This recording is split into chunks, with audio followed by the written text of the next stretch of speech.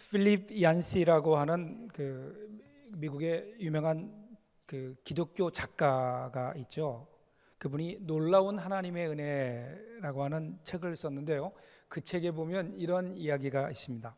영국에서 비교 종교학 회의가 열렸는데 그때 한 분과에서 토론한 주제가 뭐였냐면, 그렇다면 많은 종교 가운데 기독교 신앙의 독특성은 과연 무엇일까? 다른 종교와 비교해 볼 때 기독교 신앙의 독특성은 어디에 있을까? 이것에 대한 토론이 진행되고 있었습니다. 그 중에 한 학자가 아무래도 성육신의 교리가 아니겠는가? 하나님이 인간이 되셨다는 것은 기독교 신앙의 어떤 독특성이 될 수 있겠다. 그랬더니 옆에 있던 다른 학자가 얘기하기를, 그러긴 하지만 신이 인간이 되었다는 이야기는 다른 종교에도 있습니다. 그러면 부활은 어떨까요? 부활은 기독교 신앙의 독특성이 될 수 있지 않을까요? 그랬더니 또 다른 학자가, 다른 종교에도 보면 죽었다가 살아난 죽은 자의 환생의 교리가 있기 때문에 그것을 꼭 기독교만의 어떤 전유물이다라고 얘기하기는 어려울 겁니다. 이런저런 이야기들이 오고 갑니다. 이때 유명한 영국의 C.S. 루이스 교수가 이렇게 일어나서 얘기합니다. 다른 종교에서 찾을 수 없는 기독교만의 독특성은 성육신이나 부활이나 이러한 사건들이 아니라 그런 사건들 안에 흐르는 은혜라고 하는 메시지가 아닐까요? 그렇게 얘기했다고 합니다. 은혜. 이 은혜라고 하는 것이, 은혜가 기독교 신앙의 독특성이다. 이야기를 듣던 다른 학자들이 가만히 생각하더니 고개를 끄덕거렸다고 합니다. 동의한 거죠. 저도 여기에 동의합니다. 기독교 신앙은 이 은혜를 떠나서는 절대로 설명도 안 되고 이해가 안 됩니다. 이 세상의 모든 다른 종교들은요, 인간이 신을 찾아갑니다. 혹은 인간이 신이 되라고 합니다. 이를 위해서 참선을 하거나 아니면 고행을 하거나 선행을 합니다. 인간의 열심과 노력을 요구합니다. 그런데 기독교는 다릅니다. 기독교는 출발이 인간의 노력이나 열심이 아니라 그것은 하나님의 행동, 하나님의 은혜로부터 시작된다는 겁니다. 하나님이 인간의 몸을 입으시고 우리 가운데 오시는 그 사건을 통해서 예수 그리스도의 사건, 그리고 예수님께서 이 땅에 이루신 십자가 사건으로부터, 거기서 우리는 하나님의 은혜를 경험하게 되고 하나님의 은혜로부터 우리의 신앙이 시작되는 겁니다. 이것이 기독교가 세상의 다른 종교와 다른 점입니다. 다른 점일 뿐 아니라 사실은요, 이 은혜라고 하는 것이 얼마나 신비한지 우리도 사실은 하나님의 은혜가 무엇인지를 잘 모릅니다.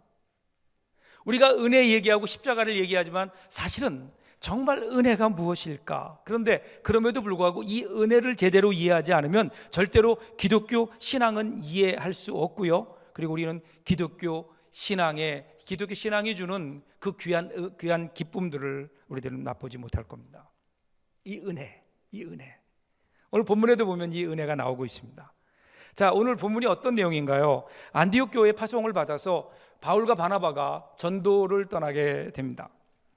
매우 인상적인 결과를 가지고 그들은 돌아옵니다. 지중해 여러 섬들을 다니면서, 그리고 소아시아에 가서 복음을 전하고 거기에서 하나님께 돌아온 많은 사람들, 그 가운데는 유대인만이 아니라 이방인들도 많이 있었습니다. 그들이 지금까지 살아왔던 자기의 삶을 이제는 돌이켜서 하나님의 자녀가 되기로, 이제는 지금까지는 자기의 욕심을 따라 살았지만 이제는 하나님의 뜻을 따라 살기로 작정한 하나님의 자녀가 된 그 많은 경험들이 있었습니다. 사도행전은 짧게 기록했지만 사실 그 내용을 보면 기록하지 못한 이야기들이 얼마나 많았을까요? 그러한 생생한 경험들, 하나님의 은혜의 경험들을 마음속에 가지고 지금 바울과 바나바가 안디옥으로 돌아오는 겁니다. 돌아오는 그들의 마음은 아마도 떨렸을 겁니다. 기대로 가득 찼을 겁니다. 가서 이들에게 이것을 어떻게 전할까? 이방인들 가운데 베풀어 주신 하나님의 은혜를 어떻게 전할 수 있을까? 그런 마음으로 돌아왔는데, 돌아와 보니까 이게 웬일입니까? 이런 분위기에 찬물을 끼얹는 일이 벌어지고 있습니다. 1절입니다. 어떤 사람들이 유대로부터 내려와서 형제들을 가르치되 너희가 모세의 법대로 할례를 받지 아니하면 능히 구원을 받지 못하리라 하니, 이렇게 얘기합니다. 지금 바울과 바나바가 자리를 비운 사이에 예루살렘 교회에서 내려온 유대인들이 이방인들을, 그 안디옥 교회를 향해서 이방인들이 구원을 얻으려면 모세의 관례대로 율법을 지켜야 되고 특별히 그 가운데 할례를 받아야 구원을 얻을 수 있다, 이렇게 가르치고 있었던 겁니다. 그러니까 당연히 바울과 바나바는 그 일에 대해서 그냥 묵과할 수 없었고 그 일로 인해서 서로 간에 논쟁이 벌어진 겁니다. 자, 이제 문제는 이들의 주장입니다. 이들의 주장대로라면 인간이 구원을 얻는데 하나님의 자녀가 되는데 예수 그리스도의 십자가의 복음만으로는 부족하다는 겁니다. 십자가의 은혜도 필요하지만 그것만으로는 안 된다. 거기에 무언가가 더해져야 된다. 그리고 그것이 바로 율법이고 할례다, 이렇게 얘기합니다. 이것은 심각한 문제입니다. 왜냐하면 이 문제는 오직 예수님의 십자가, 그 하나님의 은혜로만 구원받는다고 하는 기독교의 기본 진리, 지금까지 바울과 바나바가 선교 현지에서 경험했던 하나님의 은혜와는 정면으로 대치되기 때문에 그렇습니다. 부딪힙니다. 그래서 2절 하반절 보세요. 바울 및 바나바와 그들 사이에 적지 아니한 다툼과 변론이 일어난지라, 이렇게 나옵니다. 여기 적지 아니한 충돌과 논쟁이 벌어졌다라는 것을 보면 대단하게 아마 그 일로 인해서 논쟁을 했던 것 같아요. 근데 그럴 수밖에 없는 것이, 이것은 적당한 선에서 타협할 일이 아닌 겁니다. 타협해야 될 일이 있고 타협해서는 안 될 일이 있는 거예요. 자, 그런데 문제는 이 일로 인해서 교회 안에 분쟁이 일어나게 생긴 겁니다. 여러분, 우리가 인생을 살 때 어떤 일들로 인해서 서로 그것이 분명하게 옳고 그리고 분명함에도 불구하고 다른 의견과 다른 생각과 다른 해석들로 인해서 그 일에 대한 보는 시각이 다를 수 있습니다. 논쟁과 충돌이 있을 수 있습니다. 여기서 우리들이 분명히 기억해야 되는 것은 이 세상에 그 어떤 공동체라 하더라도 분쟁과 충돌이 없는, 논쟁과 충돌이 없는 공동체는 없습니다. 항상 있을 수밖에 없는 이유는 우리가 다 다르기 때문입니다. 생각하는 것이 다르기 때문에 그렇습니다. 갈등 없는 사회는 없습니다. 사람들이 모이는 곳에는 언제나 다름이 있고 그 다름으로 야기되는 갈등과 논쟁들이 있을 수 있습니다. 자, 문제는 이러한 갈등과 분쟁을 어떻게 해결할 것인가, 어떻게 극복할 것인가, 이것이 그 공동체가 얼마나 건강한가 하는 것과 연관되게 됩니다. 자, 오늘 안디옥 교회는 이 문제를 어떻게 해결했습니까? 바울과 바나바 어떻게 해결했죠? 2절 하반절 보십시오. 형제들이 이 문제에 대하여 바울과 바나바와 및 그 중에 몇 사람을 예루살렘에 있는 사도와 장로들에게 보내기로 작정하니라. 어떻게 하기로 했는가 하면은요, 안디옥 교회는 예루살렘 교회의 자문을 구하기로 합니다. 교회의 문제는 교회 안에서 성경의 원리로 풀어야 됩니다. 요즘 보면 가끔 교회의 문제가 생겨나고 문제가 심화되면, 문제가 심각하게 되면, 그래서 대립하게 되면 그것을 교회 안에서 해결하지 못하고 세상의 법정으로 가지고 가는 일들이 종종 있습니다. 성경에서는 이 일을 분명히 하지 말라고 분명하게 금하고 있음에도 불구하고 많은 경우에 교회 안에 어떤 문제가 생겼을 때에 세상 법정으로 갑니다. 그런데 여러분, 세상 법정으로 가는 이유가 뭔 줄 아세요? 이유는 단 하나입니다. 분명합니다. 그것이 훨씬 더 이익이 되기 때문입니다. 특별히 경제적인 문제는 더 말할 것도 없습니다. 세상 법정으로 가야 내 뜻대로 될 것 같고 그래야 뭔가 나에게 유리할 것 같기 때문에 세상 법정으로 가는 거죠. 왜 그런가 하면 여러분, 하나님 앞에 가지고 나오면 손해볼 것 같은 거예요. 예를 들면 이런 마태복음 5장 38절 39절 보세요. 또 눈은 눈으로 이는 이로 갚으라 하였다는 것을 너희가 들었으나 나는 너희에게 이르노니 악한 자를 대적하지 말라. 누구든지 내 오른뺨을 치거든 왼뺨도 돌려대라. 이러니까 분명히 하나님의 뜻은 분명하거든요. 어떻게 문제를 해결하라고요? 누가 우리의 오른뺨을 때리면 왼뺨을 내어주라는 겁니다. 그런데 이렇게 해서 문제가 해결되지 않을 것 같고요. 더군다나 그러면 너무 억울한 거예요. 나에게 너무 내 이익과 반하는 겁니다. 그러니까 하나님 앞에서 성경적으로 해결하려고 하는 것이 아니라 세상의 법으로 가려고 하는 거죠. 여러분, 교회는요 세상과 달라야 합니다. 우리는 이 땅에 살지만, 이 땅에 살고 있지만 이 땅에 속하지 않은 영원한 하나님 나라에 속한 영적인 공동체, 하늘나라 공동체입니다.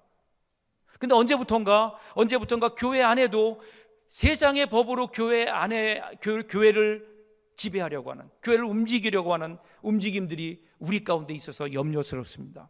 이 세상에는요 두 가지 세계관이 대치합니다. 하나는 은혜의 원리고요, 하나는 정의의 원리입니다. 이 원리를 가장 잘 보여주는 그런 프랑스의 두 명의 작가가 있어요. 두 작품이 있습니다. 한 사람은 빅토르 위고고요, 한 사람은 알렉산드로 듀마입니다. 자, 먼저 그 빅토르 위고의 단편이죠. 레미제라블이라고 하는 장발장을 보십시오. 여러분 아시죠? 장발장이요 너무 배가 고파서 빵을 하나 훔쳤어요. 그랬다가 그만 잡히게 되고 19년 동안을 감옥에 갇혀서 중노동을 하게 됩니다. 19년 만에 출소하죠. 나 보니까 전과자라고 누가 받아주나요? 아무도 받아주지 않습니다. 받아주지 않아요. 며칠을 헤매다가 어느 친절한 성당의 신부에게 가게 되고 그 신부의 그 자비 때문에 거기에서 잠자리를 얻게 됩니다. 한밤중에 일어나서 물을 마시려고 찬장을 열어보니까 거기에 은잔이 있는 거예요. 은잔을 보니까 언뜻 보기에도 값이 꽤 나갈 것 같아요. 순간 욕심이 생겼죠. 그래서 그 은잔을 훔쳐서 밤에 도망갑니다. 도망가다가 그 뒤에서 감시하고 있던 형사에게 잡히게 되고 다시 끌려오죠. 다시 그 신부 앞에 끌려왔을 때 그때 잡혀온 장발장을 보면서 신부가 뭐라고 하죠? 내가 은잔과 함께 촛대까지 줬는데 이 촛대는 왜 남겨두었냐고 촛대를 줍니다. 이러한 신부의 그 행동에 장발장의 삶이 변화되는 거예요. 이것이 은혜입니다. 은혜. 자, 또 하나의 세계관을 보여주는 것이 알렉산드르 듀마의 몬테크리스토 백작입니다. 여러분 혹시 영화 보셨나요? 책은 안 보셨을 것 같고요. 이 작품은요 한 피해자가 자기에게 누명을 씌운 네 사람에게 끝까지 복수하는 겁니다. 주인공이 반드시 의롭게 복수하고 승리하는, 그걸 보면요 속이 시원합니다. 시원한 카타르시스가 있어요. 아주 원수들을 박살냅니다. 그리고 끝입니다. 이 소설은 사람이 변화되는 것이 없습니다. 그냥 감동이 없습니다. 시원함만 있습니다. 여러분, 정의는 선하고 의롭고 합리적인 힘이 있습니다. 중요한 힘입니다. 그런데 여러분, 은혜의 힘은 이것과는 다릅니다. 은혜는 합리적인 것뿐 아니라 사람을 변화시키는 초자연적인 능력이 그 안에 있습니다. 정의가 중요합니다. 여러분, 정의롭게 살아야 됩니다. 그러나 우리 그리스도인들은 이 의에 머물지 말고 은혜의 자리까지 나가야 됩니다. 성경은 우리에게 너희가 정의로운 사람이 되라 이렇게 하지 않고 은혜를 아는 사람이 되라고 우리에게 가르칩니다. 왜냐하면요 세상을 변화시키는 것은 정의가 아닙니다. 그것은 은혜이기 때문에 그렇습니다. 그래서 예수님께서 우리에게 오신 모습을 보십시오. 정의의 모습으로 심판하러 오신 것이 아닙니다. 우리에게 오실 때 가장 낮은 곳에 인간의 몸을 입으시고 가장 낮은 곳에 오셔서 우리를 위해 십자가에 죽어 주시잖아요. 이것이 여러분 은혜 아닐까요? 그 은혜로 말미암아 오늘 우리가 구원을 받았다면, 그럼 오늘 그 뒤를 따르는 예수님의 제자라고 하는 우리들이 살아야 될 삶의 원리는 무엇일까요? 당연히 은혜일 겁니다. 여러분, 교회는요 법으로 움직이는 것이 아닙니다. 교회는 은혜로 움직여져야 됩니다. 그래야 교회가 교회 될 수 있습니다. 그런 면에서 오늘 안디옥 교회는 행복한 교회였습니다. 문제가 있었어요. 그런데 그 문제를 교회 안에서 해결합니다. 자, 이어지는 3절 보세요. 그들이 교회의 전송을 받고 베니게와 사마리아로 다니며 이방인들이 주께 돌아온 일을 말하여 형제들을 다 크게 기쁘게 하더라. 지금 바울과 바나바가 예루살렘으로 가고 있네요. 가는 목적은 문제가 생긴 거예요. 문제를 해결하기 위해서 예루살렘에 가는 거예요. 그러면 사람이 보통요, 문제가 있고 문제를 해결하기 위해서 가면 어디로 바로 가야 되나? 예루살렘으로 바로 가야 돼요. 다른 거 다 생략하고 예루살렘으로 바로 가야 되는데, 그런데 그들의 발걸음을 보면 그렇게 급해 보이지 않습니다. 베니게와 사마리아로 다니며, 이렇게 얘기해요. 이미 바울과 바나바는 이미 문제 해결이 예루살렘에 올라가서 그 사람들과 아직 멱살 붙잡고 네가 오르냐 내가 오르냐 이것으로 해결되지 않는다는 것을 이미 알고 있는 거예요. 그것을 해결할 수 있는 길은 오직 뭐예요? 하나님의 은혜밖에 없는 거예요. 하나님의 은혜를 그들도 경험할 수밖에 없어요. 그래서 지금 사도 바울은요, 바로 올라가지 않고 은혜의 자리를 다시 찾아가는 겁니다. 마치 흩어져 있는 여러 가지 천 조각들을 하나로 묶어서 실로 바느질해서 그래서 아름다운 조각보를 만들어내듯이 지금 흩어져 있는, 각 교회에 흩어져 있는 은혜들을 하나로 묶어서 커다란 은혜의 조각보를 만드는 것과 같습니다. 그래서 그 커다란 은혜의 조각보를 만들어서 어떻게 하려고요? 가서 그냥 팍 씌워버리려고요. 은혜를 모르는 사람들에게 그 은혜의 보자기를 씌워주려고요. 이것이 여러분 은혜 아닐까요? 지금 여러분 초대교회에 찾아온 이 분쟁은 옳고 그름을 가리는 게 아니에요. 은혜로 품어서 그들도 경험해야 된다는 것을 사도 바울은 알고 있는 거예요. 그래서 그 은혜의 길을 거쳐서 예루살렘으로 갑니다. 4절 5절 보세요. 예루살렘에 이르러 교회와 사도와 장로들에게 영접을 받고 하나님이 자기들과 함께 계셔 행하신 모든 일을 말하며 바리새파 중에 어떤 믿는 사람이 일어나 말하되 이방인에게 할례를 행하고 모세의 율법을 지키라 명하는 것이 마땅하다 하니라. 자, 갔더니 예루살렘 교회의 사도들과 장로들이 환영해 주는 거예요. 그러니까 그 환영 앞에 바울과 바나바는 지금까지 하나님께서 행하신 모든 일들을 다 보고합니다. 이방인들 가운데 함께 하셨던 하나님의 은혜를 이야기합니다. 그랬더니 옆에서 그 얘기를 듣고 있던 바리새파 출신의 다른 또 크리스찬들이 나와서 이방 사람들에게 할례를 행하고 모세의 율법을 지키도록 해야 된다, 이렇게 다시 또 문제 제기를 하는 겁니다. 그래서 어떻게 됐어요? 그래서 결국 거기서 결론이 도달하지 않으니까 그러면 우리 모여라, 다 모여서 우리 회의하자 해서 모인 게 예루살렘 공회인 거예요. 예루살렘 공회 6절입니다. 사도와 장로들이 이 일을 의논하러 모여 많은 변론이 있은 후에 자유로운 토론과 논쟁이 벌어졌습니다. 갑론을박하는 이러한 과정이 상당히 오랫동안 지속되었던 것 같습니다. 저는 예루살렘 교회의 건강함이 여기에 있다고 생각해요. 여러분, 저는 우리 교회가 이러한 은혜가 있기를 원합니다. 누구라도 자기의 의견을 자유롭게 얘기할 수 있는, 그리고 그 의견에 대해서 귀를 기울여 줄 수 있는 이러한 개방성이 우리에게 필요하지 않을까요? 감추는 것만이 아닙니다. 교회가 어려운 문제가 있고 이런 문제로 인해서 분쟁의 요소가 있으니까 예루살렘 교회는 그것을 오픈시켜 버렸어요. 많은 사람들에게 그것을 공개했어요. 그리고 많은 사람들이 모여서 함께 그 일을 이야기하도록 합니다. 하나님의 뜻을 알기 위해서 하나님 앞에 엎드려 기도하는 일도 중요합니다. 그런데 하나님이 주신 이성을 활용하고 그리고 성도들의 마음을 하나로 만드는 것도, 하나로 일치시키는 것도 대단히 중요한 겁니다. 그래서 초대교회는 공개적으로 토론을 했어요. 토론이 한참 무르익을 때 베드로가 일어납니다. 7절부터 9절에 나오는 대로 그는 그의 경험을 얘기합니다. 그가 로마 제국의 백부장이었던 고넬료의 회심 이야기를 이야기하죠. 회심 이야기를 그들에게 들려줍니다. 하나님께서 이방인들을 어떻게 보시는지, 그리고 그들의 마음을 어떻게 깨끗하게 하셨는지, 그들도 예수님을 주로 고백했더니 하나님 말씀을 들을 때 성령이 임함으로 그들 가운데 구원이 임했다고 하는, 우리가 구원받은 것과 똑같은 일들이 이방인들에게도 일어났다. 이것을 그들에게 이야기하는 겁니다. 그러면서 10절 보십시오. 그런데 지금 너희가 어찌하여 하나님을 시험하여 우리 조상과 우리도 능히 매지 못하던 멍에를 제자들의 목에 두려느냐, 이렇게 얘기합니다. 하나님을 시험하는 일이라는 거예요. 지금 율법으로 다시 그들을 제지하는 것은 하나님을 시험하는 일이다라는 거예요. 하나님께서는 이미 하나님의 뜻을 정하고 이방인들을 구원하기 위해서 우리에게 베푸셨던 똑같은 은혜를 베푸셔서 그들을 하나님의 자녀로 삼아주셨는데, 거기에 그 하나님의 뜻에, 하나님의 역사하심에 너희들이 반해서 거기에 할례를 받으라고, 율법을 지키라고 그들의 목에 멍에를 매는 것, 하나님을 대항하는 것이라는 거예요. 이것이 여러분 베드로가 그들을 향한 도전이었던 겁니다. 그러면서 뭐라 그래요? 너희도 지키지 못하는 것을, 너희도 제대로 매지 못했던 그 율법의 멍에를 왜 알지도 못하는 이방 사람들에게 지우려고 하느냐? 하나님의 뜻이 아니라는 거예요. 그러면서 베드로가 11절에 이렇게 결론 냅니다.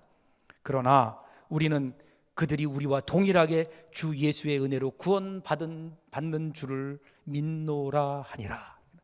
이방인들도 구원받았는데 우리와 똑같이, 유대인들과 똑같이 구원받았다는 거예요. 우리를 하나님께서 아무런 자격도 없는 우리들을 하나님이 선택하셔서 하나님의 백성으로, 선민으로 삼아 주셨듯이 저들도, 저 이방인들에게도 똑같은 은혜를 베푸셔서 하나님이 그들에게 그 은혜로 말미암아 구원받는 은혜를 그들에게 허락하셨다. 뭐가 다르냐는 거예요. 똑같다는 거죠. 그러면서 은혜를 이야기합니다. 우리와 같이 이방인들도 은혜로 말미암아 구원받는다. 오직 구원은 은혜로 말미암은 겁니다. 거기에는 그 어떤 다른 공로도 포함되어 있지 않습니다. 여러분, 이것이 왜 복음이 되는 줄 아세요? 왜 굿뉴스가 되는 줄 아세요? 내가 한 것은 아무것도 없는데 나에게 구원이 주어지기 때문에 그런 겁니다. 여러분, 은혜라는 게 뭘까요? 은혜는요, 내가 받을 자격이 없음에도 불구하고 나에게 주어지는 호의인 거예요. 만일에 내가 받을 자격이 있다면, 그래서 나에게 주어지는 거라면 그것은 당연한 대가인 겁니다.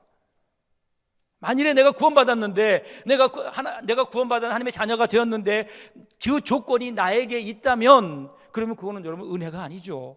내가 당연히 자격이 있기 때문에 받은 것입니다. 은혜라고 하는 것은 나는 받을 자격이 없습니다. 나는 그 은혜를 생각해 본 적도 없습니다. 그런데 어느 날 갑자기 나와는 상관없이 나에게 주어지는 하나님의 은혜라는 거예요. 그래서 은혜의 근거는요, 주는 쪽에 있는 것이지 받는 쪽에 있는 것이 아닙니다. 이것이 은혜의 신비입니다. 문제는 우리는 자꾸만 은혜의 근거를 나에게서 찾으려고 합니다. 내가 이만큼 은혜를 받고 하나님 자녀가 됐고 구원받았으면 나에게 어떤 구원의 조건이 있지 않을까? 나에게서 구원의 조건을 찾다가 우리가 실망할 때가 얼마나 많아요. 나를 보면 내가 구원받을 만한 조건이 없거든요. 이것이 여러분 은혜 아닐까요? 어느 교회 유초동부에서 성경 공부하는데 선생님이 어린 아이들에게 천국에 대해서 가르쳤어요. 천국이 얼마나 좋은지. 그리고 나서 아이들에게 질문합니다. 여러분, 우리가 천국에 가려면, 구원을 받으려면 어떻게 해야 될까요? 아이들의 눈치를 보니까 아이들이 머뭇머뭇거리며 대답을 안 해요. 그러니까 선생님이 이제 질문을 하는 겁니다. 그러면 여러분, 착한 일을 하면 천국에 갈까요? 구원을 얻을까요? 그러니까 아이들이 뭐라 그래요? 아이들이 뭐라 그랬을까요? 아니요, 그러죠. 여러분, 우리도 한번 해볼까요? 뭐 어렵게 하지 마시고 제가 질문할 테니까 한번 여러분 대답해 보세요. 여러분, 어려운 사람들을 도와주면 천국에 갈까요?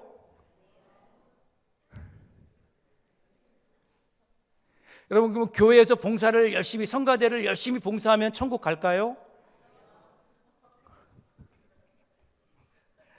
자, 이제 분위기가 무르익었어요. 분위기가 무르익었다고 생각한 선생님이 마지막 질문을 던지는 거예요.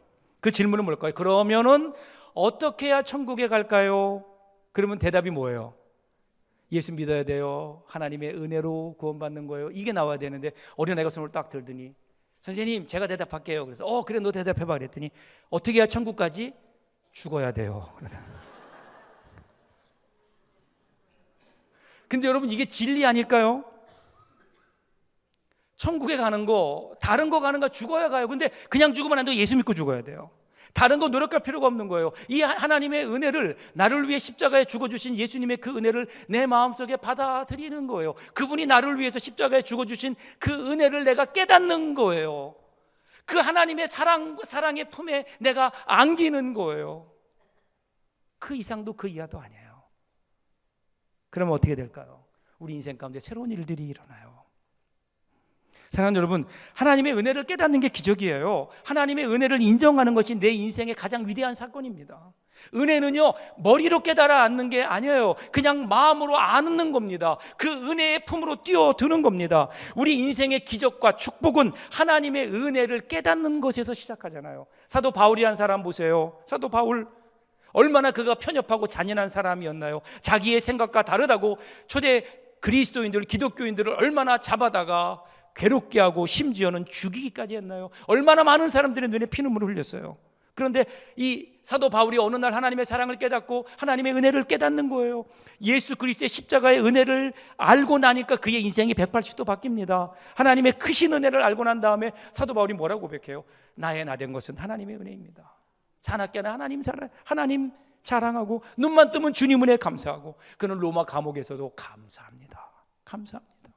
여러분, 이것이 은혜 아닐까요? 이것이 여러분 사도 바울의 그 귀한 사역의 비밀이었고, 우리 신앙의 선진들의 신앙의 성공의 비결은 어디에 있었나요? 그들의 의지가 아닌 거예요. 그들의 열정이 아닌 거예요. 그들을 위해 임하신 하나님의 크신 사랑, 그리고 그 은혜였던 거죠. 사랑하는 여러분, 우리 인생 피곤해요. 신앙생활도 피곤해요. 가만히 보세요. 여러분, 이 문제가 해결되면 그러면 끝나나요? 또 저 문제가 따라오죠. 밤낮 없이 짓누르는 게 있습니다. 그러다 보니까 초조해져요. 쫓겨요. 우리 인생이 그렇습니다. 언제까지 이럴까? 제가 답을 드릴게요. 죽을 때까지 그럴 겁니다. 왜 그럴까요? 왜 나만 그럴까요? 나만 문제가 많아서 그럴까요? 나만 문제가 많아서? 아니에요. 은혜가 없으니까 그런 거예요. 여러분, 돈 가진 사람은 돈 가진 대로 쫓겨요. 돈 없는 사람은 돈 없는 대로 그냥 그렇게 힘들게 살아가요. 머리 좋은 사람은 머리 좋은 대로 고민이 많고요. 머리가 둔한 사람은 둔한 대로 인생이 따분한 거예요. 중요한 것은 은혜인 거예요. 우리가 어떤 상황에 있느냐가 아니에요. 자, 다시 한번 이럴 때 우리가 힘을 얻고 우리 인생 가운데 뭔가 새롭게 생명력을 가지고 다시 한번 일어날 수 있는 힘은 어디에서 올까요? 환경에서 오는 게 아니라니까요. 우리를 위해 십자가에 죽어주시고 나 같은 죄인을 하나님의 자녀 삼아주신 구원의 은혜를 마음속에 품을 때, 그것이 깨달아질 때, 그때는 우리에게는 새로운 힘이 우리에게 있는 거예요. 나를 사랑하시는 하나님의 은혜. 여러분, 이 감격이 우리 가운데 있을 때, 그때 우리는 비로소 우리의 삶의 무게를 떨쳐버리고 그 자리에서 벌떡 일어날 수 있는 거예요. 그래서 우리는 감사할 수 있는 거예요. 그래서 우리는 하나님을 향하여 찬양할 수 있는 겁니다. 저는 여러분의 인생의 여정마다 하나님이 준비해 놓으신 은혜의 샘이 터지기를 주님의 이름으로 축복합니다. 이게 예수 믿는 사람들이라니까요. 환경 속에 내 힘으로 마지못해 겨우 살아가는 우리 인생, 하나님이 원하시는 거 아니에요. 예수 믿는 사람들의 인생은요, 이 은혜로 가득 찬 거예요. 은혜로. 이번 한 주간 동안 여러분 하나의 은혜로 사십시오. 이 하나님의 은혜의 샘이 터져나서 그 은혜로 말미암아 승리하는, 정말 멋있게 한 주간 동안 승리하는 사랑하는 귀한 주의 백성들 되시기를 주님의 이름으로 축복합니다. 기도하겠습니다.